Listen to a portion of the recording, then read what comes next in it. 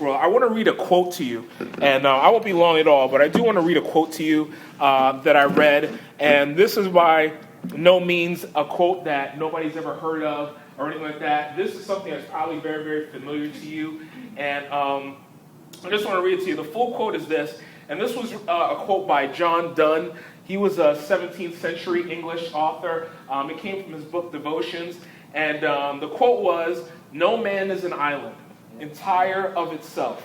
Every man is a piece of the continent, a part of the main."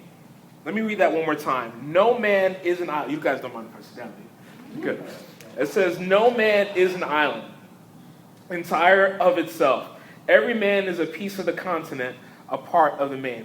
Guys, one thing I want you to know, God didn't design us just so that we can be by ourselves.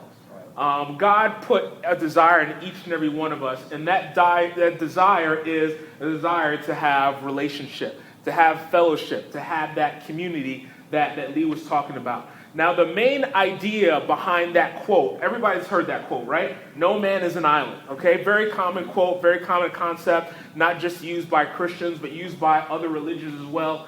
The main thing behind that quote was, man cannot thrive when isolated from others.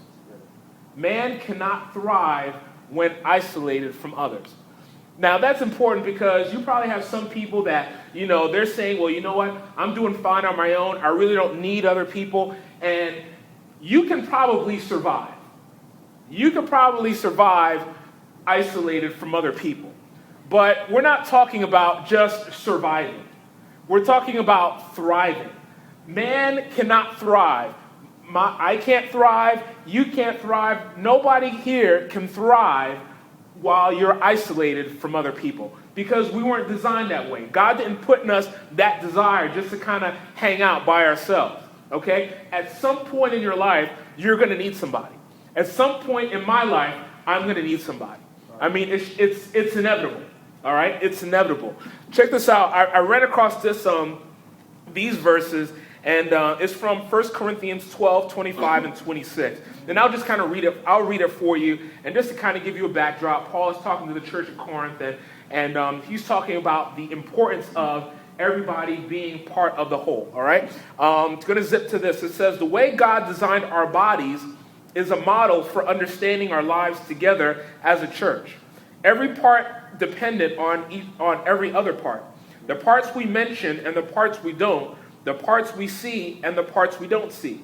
If one part hurts, every other part is involved in the hurt and in the healing.